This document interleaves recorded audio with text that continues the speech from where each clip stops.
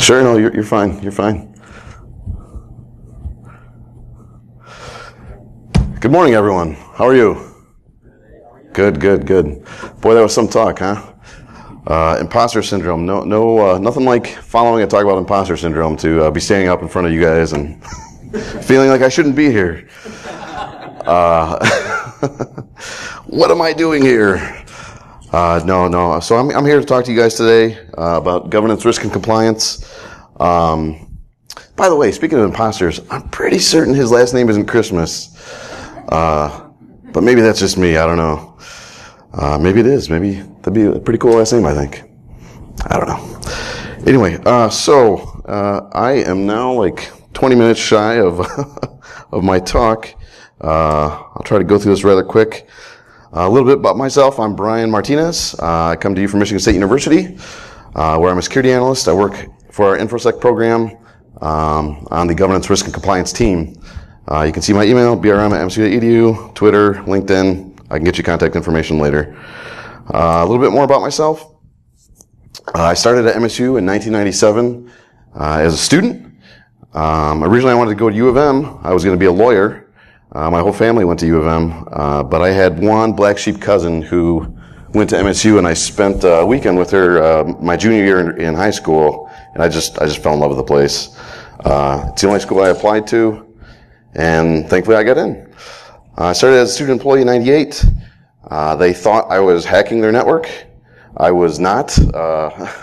I'm quite interested in security, but I couldn't hack my way out of a wet paper bag.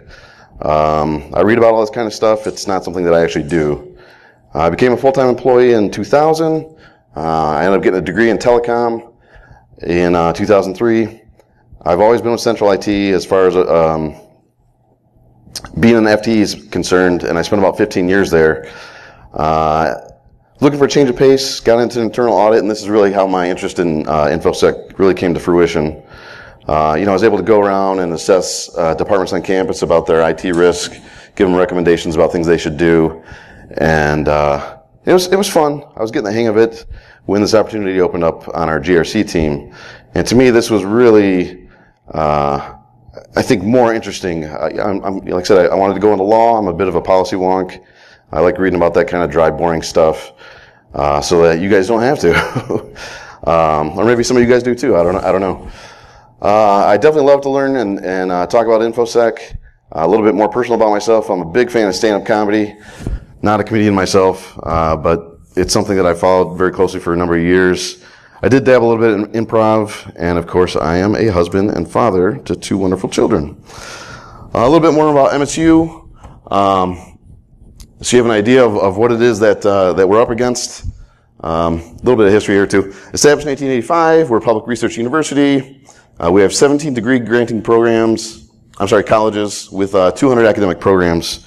We routinely bounce between the 8th and 9th most attended university in the United States. We're part of the Big Ten Academic Alliance. The other Big Ten schools would be University of Minnesota. They're always between 5th and 7th. And Ohio State University, they're always between 2nd and 3rd most attended. We have around 12,000 staff. That includes, it's about maybe a little more than half faculty, researchers, doctors. Academic support staff is the other part of it, of which I am a part of course. We're part of the city of East Lansing, but we basically function as our own small city. We have our own police department. We have, of course, a football stadium, arenas, gyms. We've got a hotel, golf course, tennis courts, all kinds of stuff. We are our own grounds people. For a number of years, we were highly decentralized. Central IT always existed. We supported the back office applications, for human resources and finance and things like that. But a lot of colleges on campus and other departments wanted to do their own thing because they didn't like the way Central IT handled things. So this introduces all kinds of problems with funding, and it just makes things a lot more complicated. Before I left Central IT, like I said, after about 15 years, just before I went to internal audit, we had hired our first CIO. We also hired our first CISO. This really started to change things for the better. Just recently, I'll fast forward through some of this. Just recently, our interim president, John Engler, announced during the ribbon cutting ceremony of our new data center that we're centralizing all of IT. This is a work in progress. It's taking our total of central IT employees from, we were about, say, 400 to somewhere between 900 and 1,000 employees working in IT altogether. Our InfoSec staff, just to give you an idea, there's 24 of us in what I call InfoSec proper. That's GRC, application security, cybersecurity, incident response, and vulnerability management. Incident response and threat detection. But also who reports up to our CISO is our IAM team. That's another 24 people, so our program is about 48. We'll absorb some more folks too once things are done being centralized. Of course, we had a rather large breach in November of 2016. There's a lot I can't talk about that. One, because I really don't know, and I've tried to keep myself ignorant of the details for legal reasons. But I can speak publicly about the things that, of course, are out there. 449 records were accessed, included name, address, social security number, things like that, from people dating back all the way to 1970 when we started that database. And of course, you know, I can't delve into this, but I want to acknowledge it because it's a blemish and it's something we're trying to move past. But there was the Larry Nassar scandal where we had a doctor who worked with us, and our gymnasts largely, and thankfully he is in jail now. But we're still trying to change culture on campus, and it's a work in progress, and I think we're getting there. But it's going to be a little while, I think, before we're able to completely. Well, honestly, I don't think we'll ever move past it. Like I said, it's always going to be a stain on us. But like I said, that's not what I'm here to talk about. It just felt weird not acknowledging it.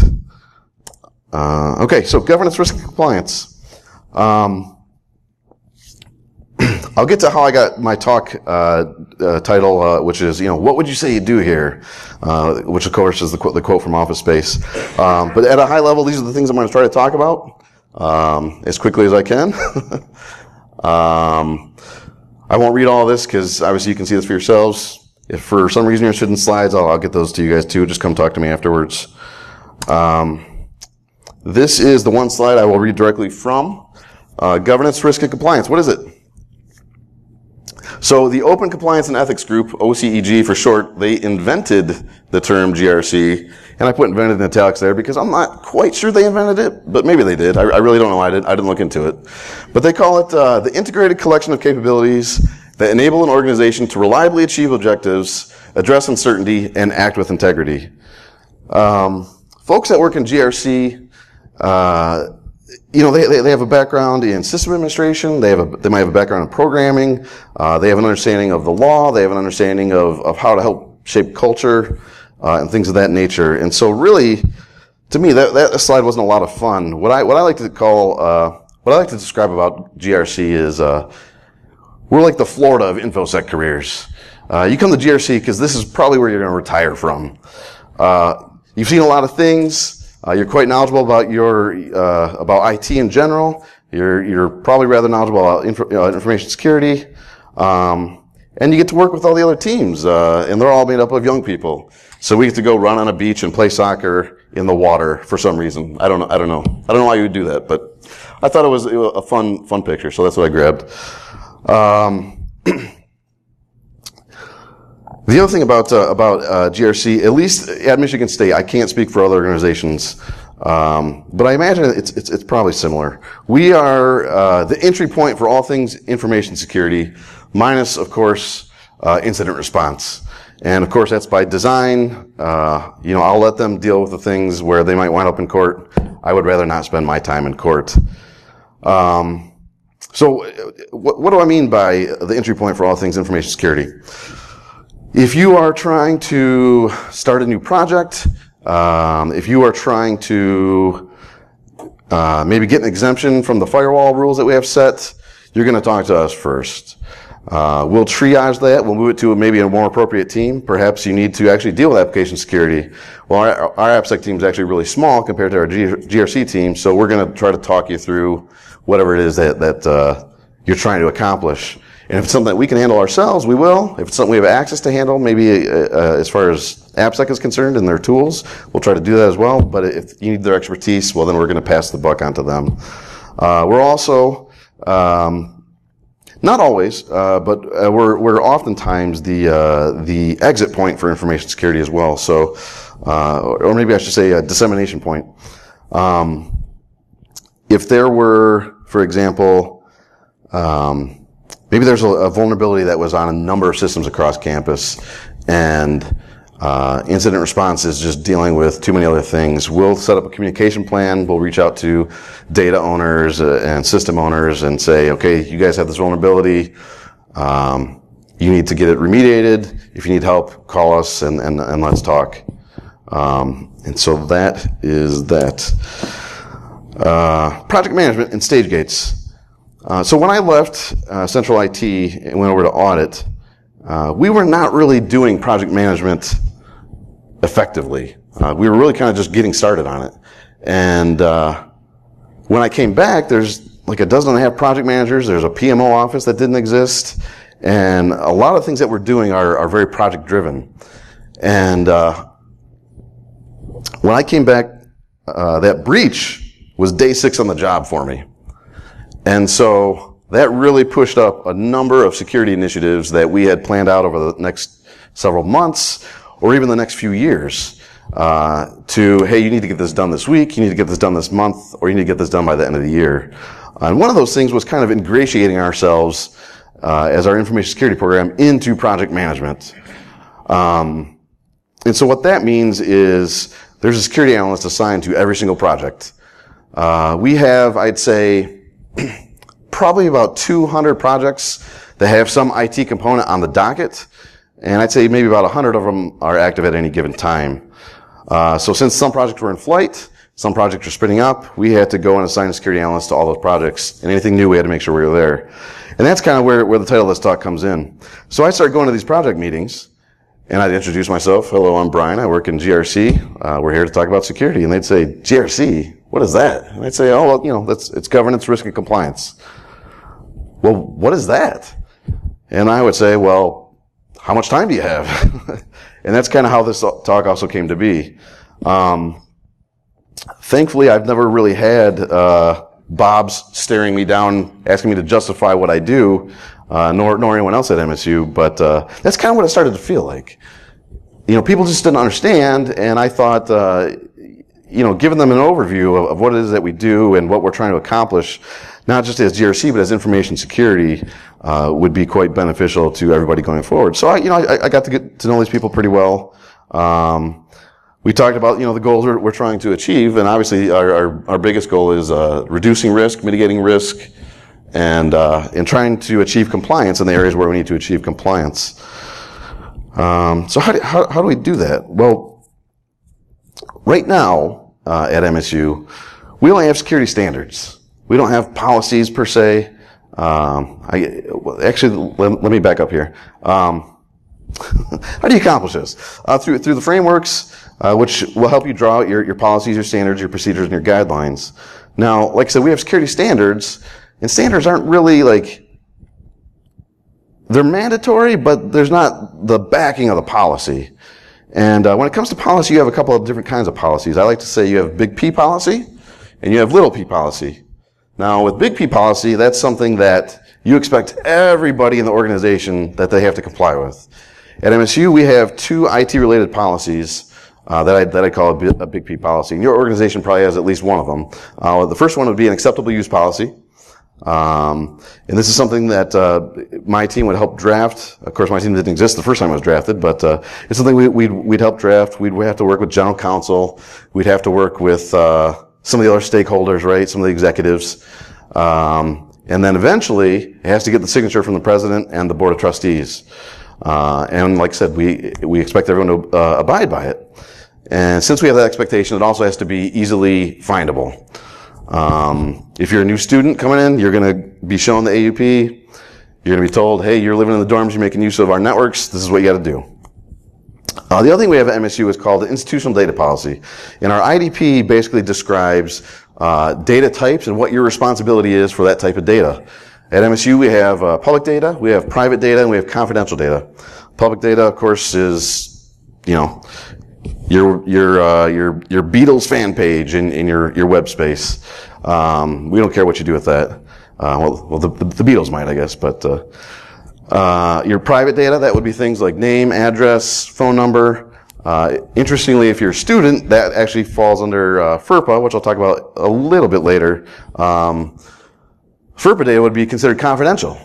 But if you're an employee, there's no standard or regulation that you have to comply with, and so that's why that's just private data.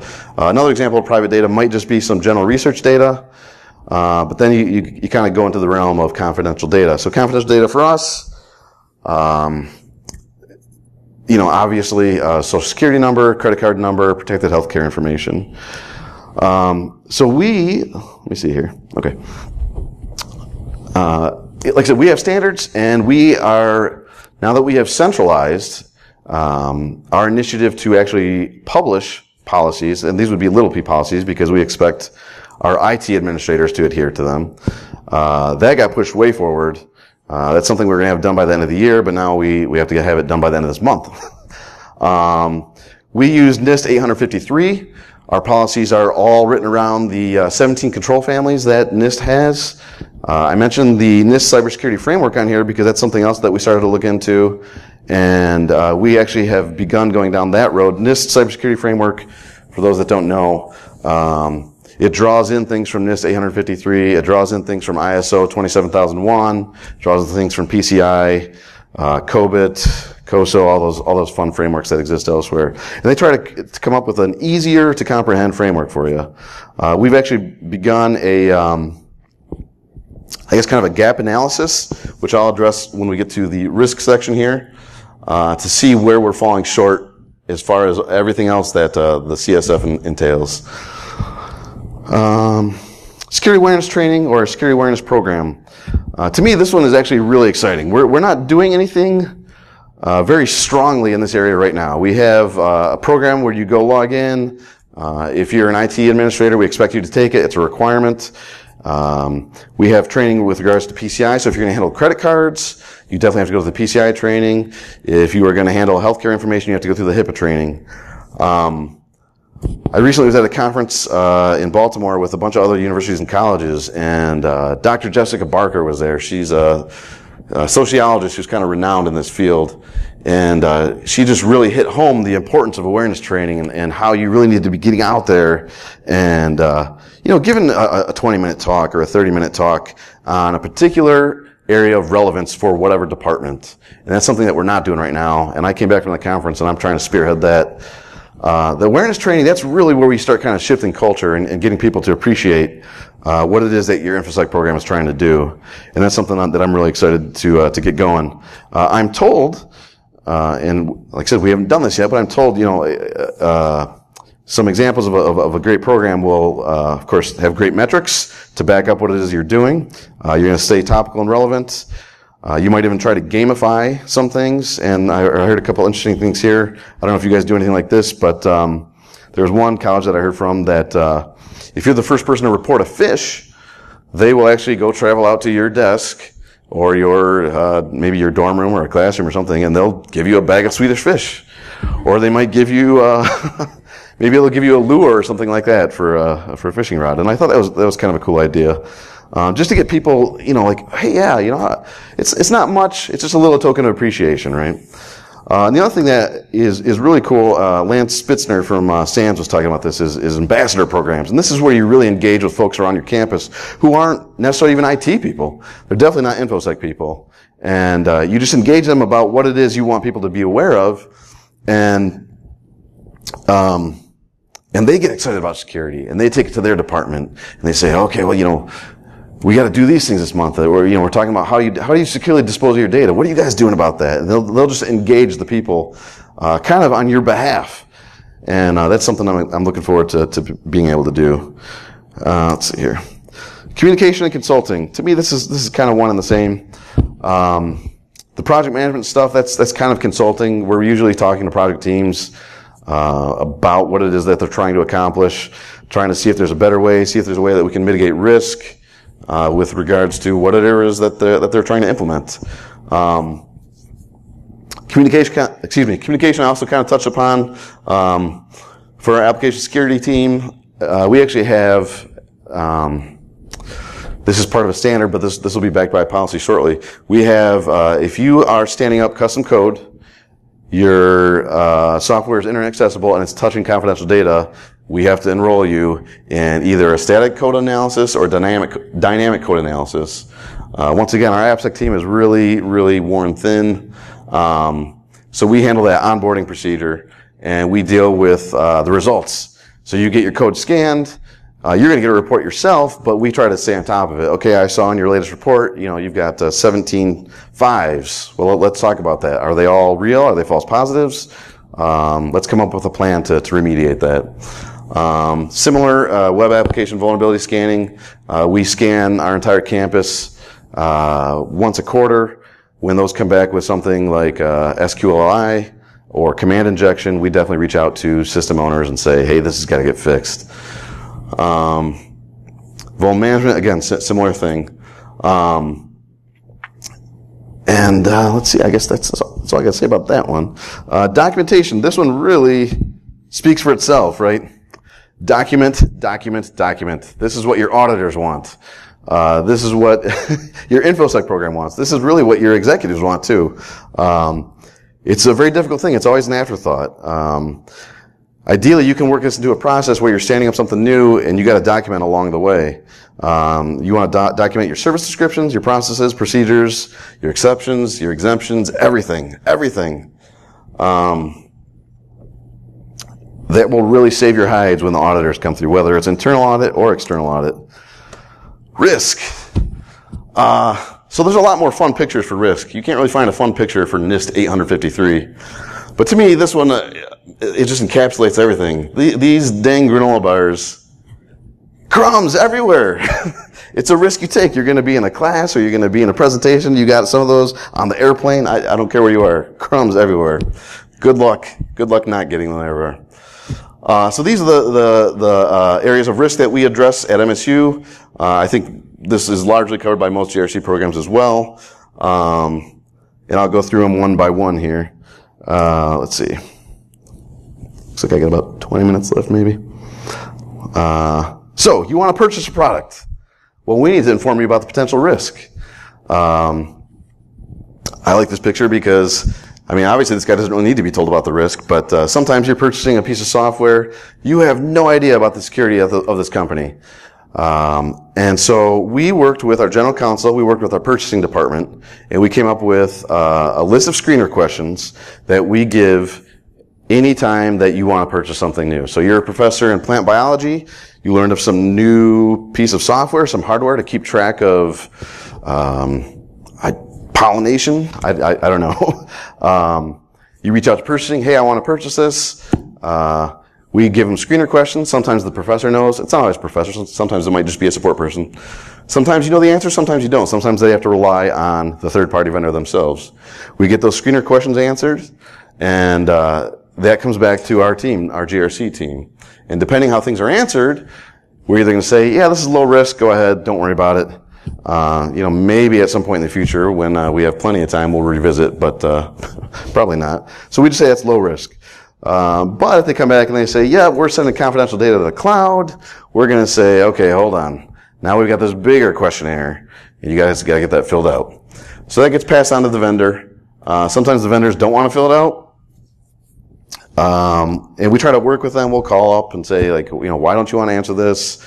Usually you can impress upon them hey, if you're not going to answer this, we can't assess your risk, and we're not going to purchase your software, which also means U of M isn't going to purchase your software, which also means OSU isn't going to purchase your software, because we're all in this together, right? And that usually turns things around rather quickly. Yeah, okay, we'll definitely get this filled out. Now, the deliverable that came out of these questionnaires was largely informational, basically to say, there's definitely some security risk here, or things that you should consider in your implementation. There's been a couple of times that I'm aware of where we just said, this is a hard no. You cannot purchase this software.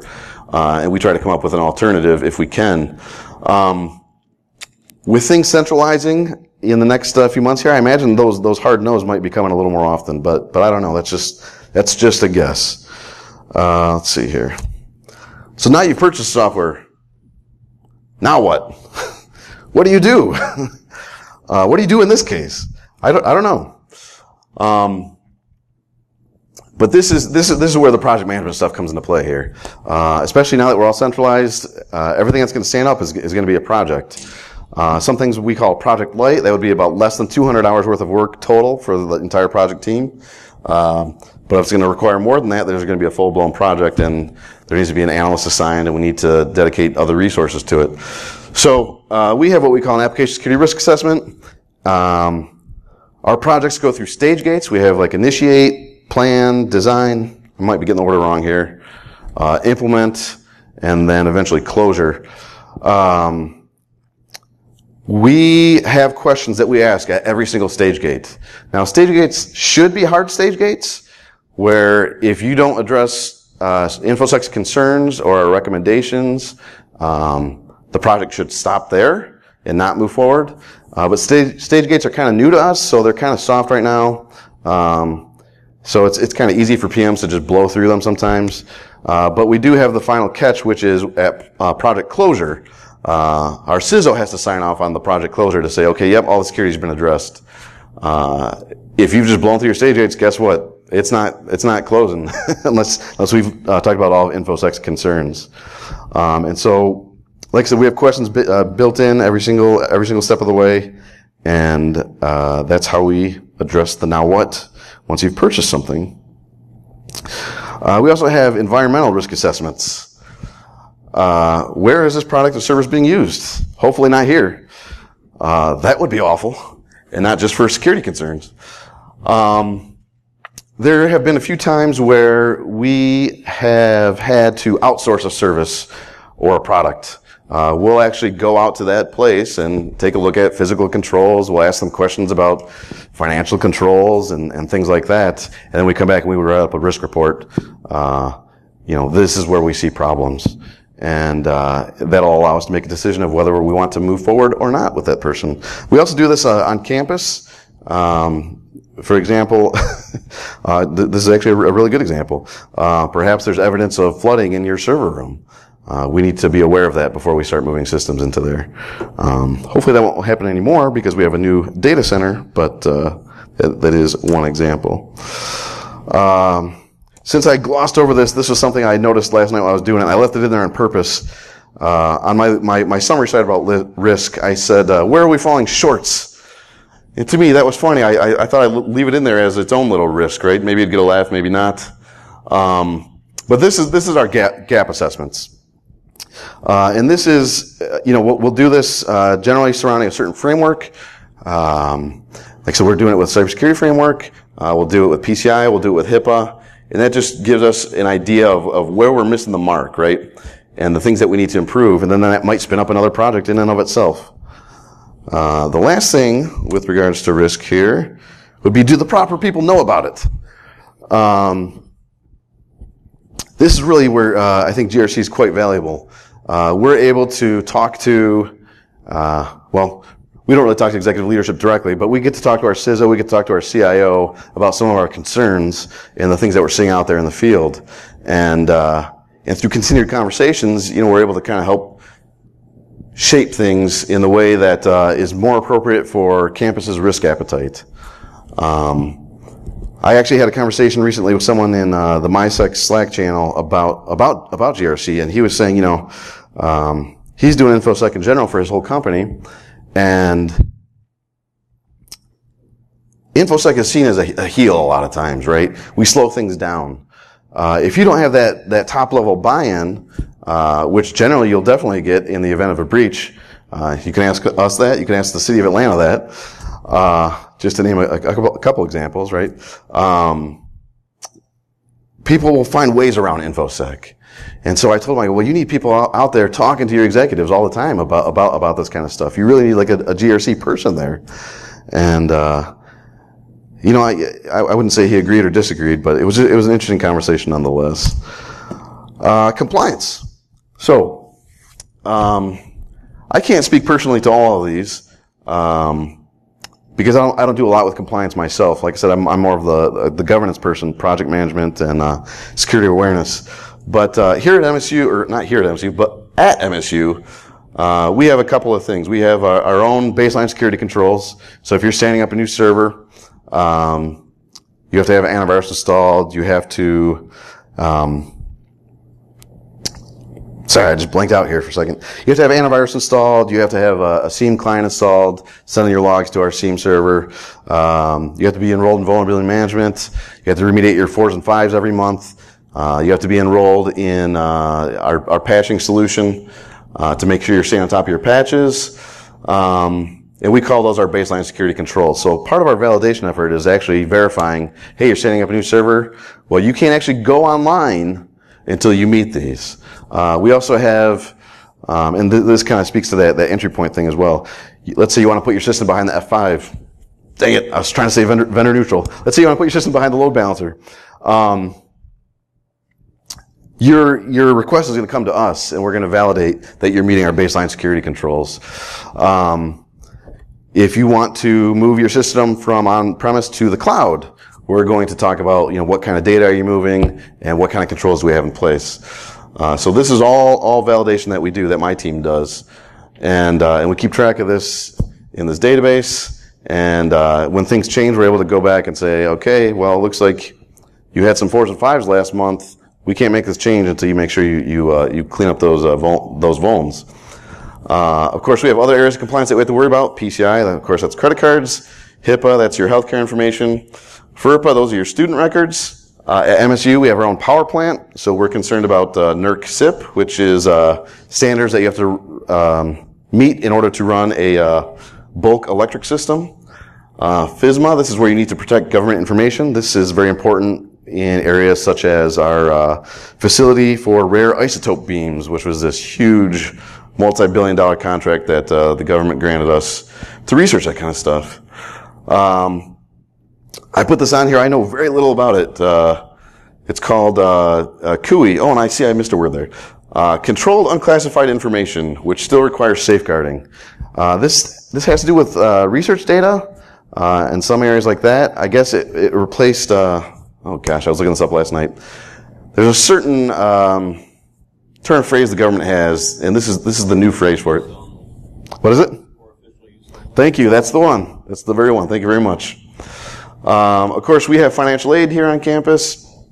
We have financial aid on campus, so we're concerned about the GLBA, the Graham-Leach-Bliley Act, and that's how we deal with private information individuals with regards to financial areas. And there's GDPR, which is on everybody's radar and is pandemonium. Oh my gosh, what are we doing about GDPR? I actually got asked this question the other day. This is not the official answer. I know that our CISO has been in contact with General Counsel many times over the last month, but my take on it, and I'm spouting out what I've read from other universities. We're just waiting to see what happens to the first person who gets sued. And we don't anticipate a university is going to get sued first. We anticipate Google's going to get sued first, or Microsoft, or something like that. And we're going to kind of see what falls out from there. Obviously, we're putting forth effort to ensure we're compliant, but we don't know what that means yet. But once someone gets sued, we will know. And there might be other areas of compliance in the future that we are not focusing on. So, in summary, what would I say I do here? I like this. This one speaks to me because, like I said, I like to get out there and I like to talk to people. I'm a people person. What the hell is wrong with you people? Not you people, of course, but people questioning me about what it is that I do.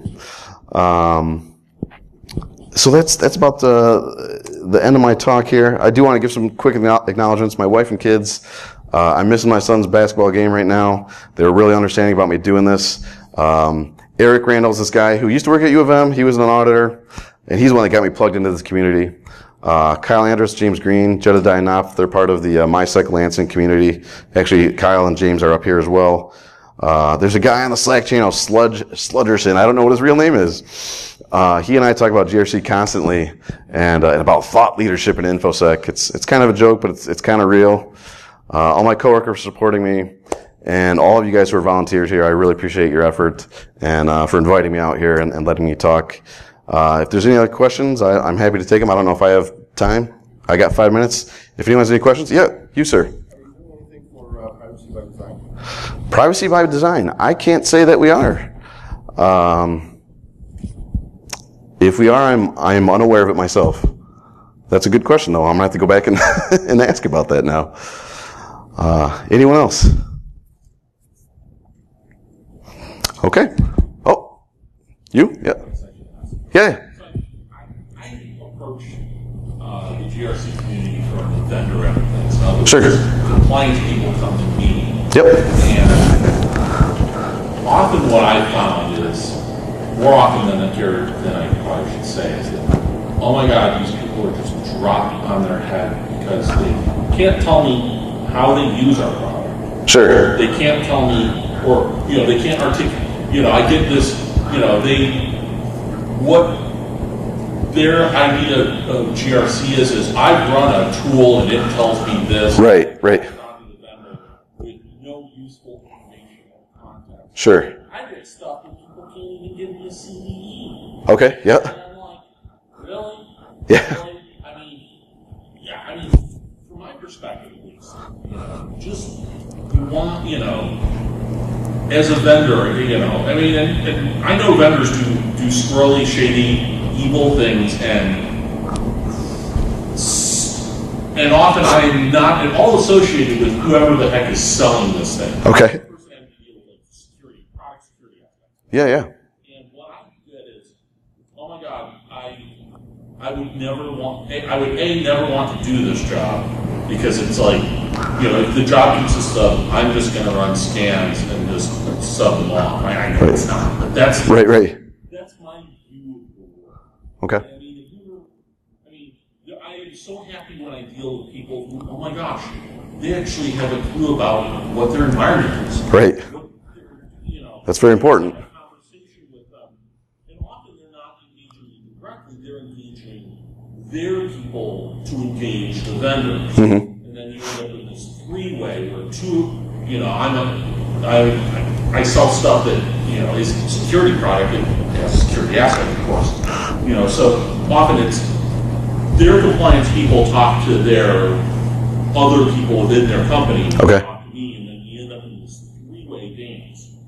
Okay. Having to try to tell me somebody who knows something. Right. Anything. Right.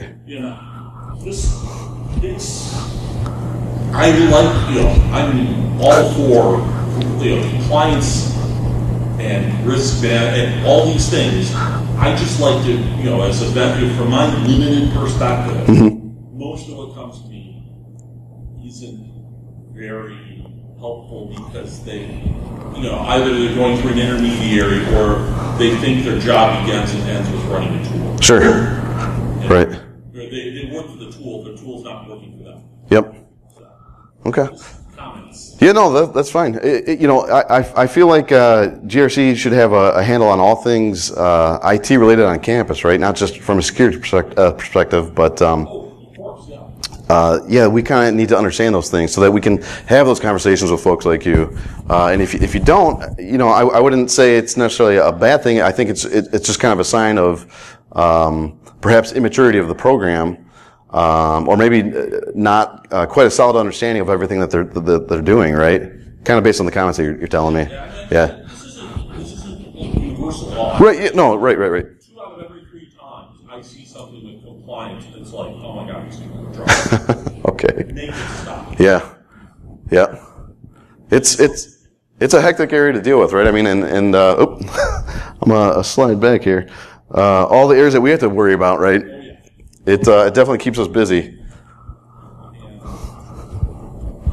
In the CY stuff, because I saw that, there's a thing I have to deal with that some corners deal with. It's unclassified information which regards safeguarding. I mean, there's official use only. There's also U.S. citizen, Okay. where you can share this with 300 million of your close personal friends, but not with 7 billion people in the world.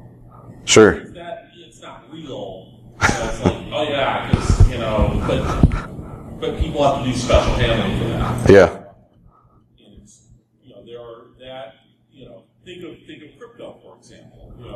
historical stuff. Mm-hmm. So just the thought is that is almost its own universe of stupid. Yeah.